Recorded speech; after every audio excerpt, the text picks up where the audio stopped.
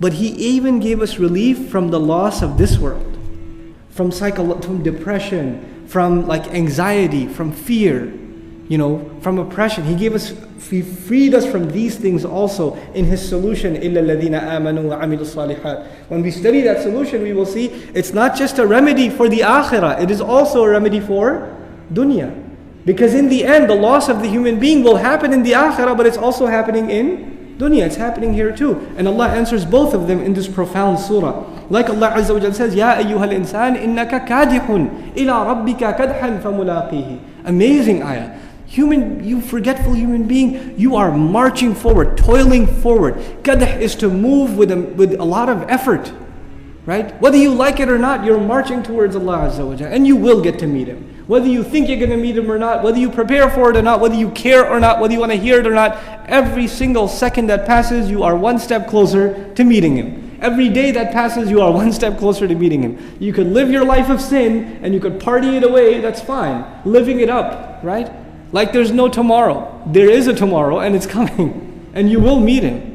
So this is the profound lesson embedded in this surah also. So now, what I want to tie these two, like the loss of dunya and loss of akhirah. In this dunya, somebody says, man, I wish I had a better job. I wish I had that car. I wish I had this, I wish I married that woman. I wish I could have this, I wish I could have that. I wish I didn't have this problem, I wish I didn't have that problem. What happens in the akhirah? Ya laytani kuntu turaba. I wish I was dust. Can you compare? Subhanallah, you think these problems were big? It was far bigger coming, subhanallah. So this is when you really appreciate. Today we appreciate the loss of the human being, but then is when we'll really appreciate innal insana lafi khusr. Now we get to the last ayah, inshallah ta'ala, of this surah, which is really, you should remember, all of this is actually one sentence. The entire surah, wal asri innal insana lafi khusr illa alladhina amanu wa amilu salihat wa tawasaw bil haqq wa tawasaw bis sabr. Linguistically is one statement, one discourse. It's not disconnected. You know what that means? In the end, you might think you're following the crowd, you got a lot of people with you, it's the way your family does things, or your tribe does things, or your country does things, or whatever. But when it comes to suffering the consequences of your mistakes, nobody will be with you. You will be by yourself. People follow trends, but when the time comes, وَتَقَطَّعَتْ بِهِمُ الْأَسْبَابِ, all their relationships will be chopped off. But when it came to the exception, Allah doesn't say إِلَّا الَّذِي آمَنَ وَعَمِلَ صَالِحًا وَعَمِلَ الصَّالِحَاتِ وَتَوَاصَى بِالْحَقِّ وَتَوَاصَى بِالصَّبْرِ. No, He didn't use the singular. He used the plural. So we have to understand this transition from the singular to the plural. What we learn here is these few people that are going to go against the mold and they're going to swim upstream, the only way they will survive is if they stick together. They cannot be apart. It's like that leaf that cuts off from the tree, it dies. They have to remain connected to this ummah. The unity of this ummah and the believers sticking together is embedded in this ayah as part of our survival because of the use of the plural. Iman is not something you can sustain on your own. Iman is boosted with good company, with reminder, with counsel, with salah and jama'ah. All of these things are iman boosters, right? Because we do them together. They're collective things. So the word amal is beautiful here, that Allah Azza wa Jalla tied the exception to a collective affair. And not just, you would think iman is a personal thing. Okay, good deeds, maybe we should do them together. Tawasi bil haqq, tawasi bil sabr, that involves other people. But iman is a personal thing. But even iman, Allah Azza wa Jalla made it a collective affair. What we learn from that is, if you think you have iman and you have nothing to do with the community, the masjid, you don't go and benefit from the reminder of the daily reminder from the imam, you don't have counsel of good brothers around you, good sisters around you, then you are going to necessarily suffer a loss of iman. And those of you that distance yourself from the masjid, sometimes you will face it, you will feel it. Man, I don't feel good. I got to go back to Allah's house. I got to, and it's not just about praying, because you could pray at home too. It's this collective, body of believers. They feed off of each other. They raise the iman together. This should happen even in circles of learning. If you're sitting and listening to a lecture on your own, you might benefit. But when brothers and sisters, we learn together, it actually helps us more. It boosts the iman more. When you see a lot of people attending a program, in and of itself, that's a motivator. Man, I need to come to these things more often, even if you don't know anyone. There's just something about La ilaha illallah that binds us together and gives us strength. Just the sight of each other gives us strength. That's what the love and affection of this ummah is supposed to be. So that's one of the things about the transition from singular to plural. The other thing we should talk about here is إِلَّا الَّذِينَ آمَنُوا. Allah Azza wa Jal in this ayah didn't mention any qualifications of iman. الَّذِينَ آمَنُوا بِاللَّهِ وَمَلَائِكَتِهِ وَكُتُبِهِ وَرُسُلِهِ وَالْيَوْمِ الْآخِرِ. Nothing. He didn't say they believe in Allah, they believe in the last day, none of that. He just said they have iman.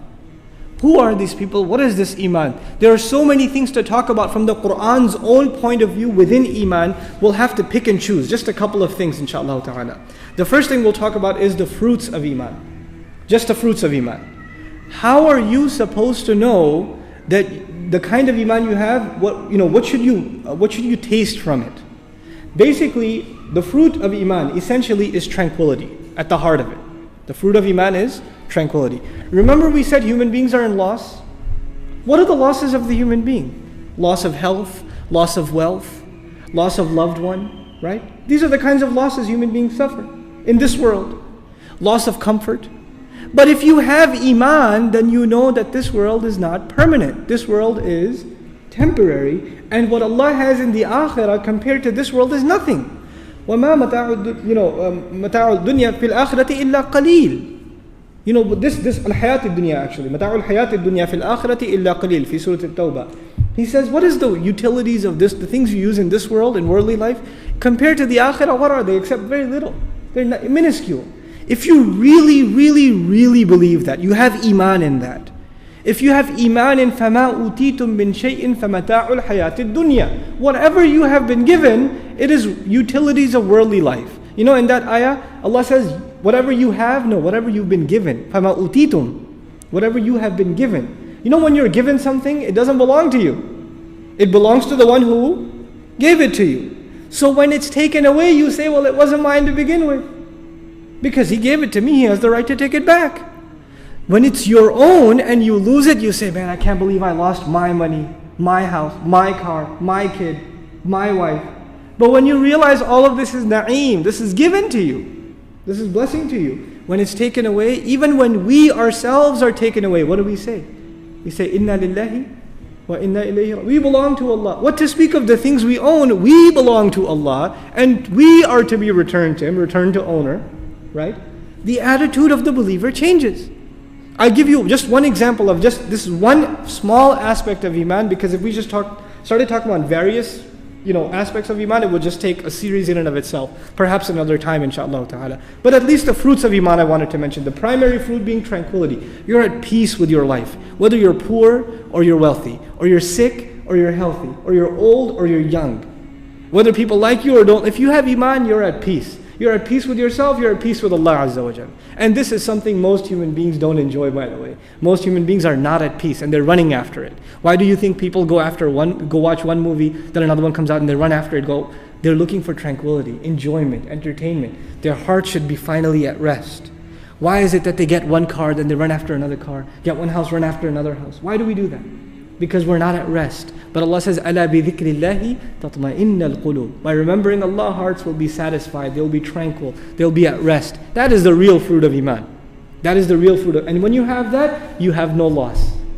No loss is a loss. So just one example of that, inshallah, a real life example, and then we'll move forward, inshallah ta'ala. This friend of mine, he used to own a car dealership, luxury cars, Muslim family. And they own all these cars, but they paid for them in cash because they didn't want to deal in riba and stuff. And they're like selling hundreds of thousands of dollars worth of merchandise every single month. Business is good. And then you have Katrina, right? And the levees break, and they're right on the water. The only car left was I think it was the LS400, the Lexus, the top of the class Lexus, that they escaped in. When I went to meet the brother, he and his father, he was delivering pizza in that Lexus. That's what his job was. Now you can imagine they went from what to what, right? What kind of lifestyle, what kind of financial dealings, to what kind of lifestyle where they have to now deliver pizza and work at a pizza restaurant full time. But a big smile on their face.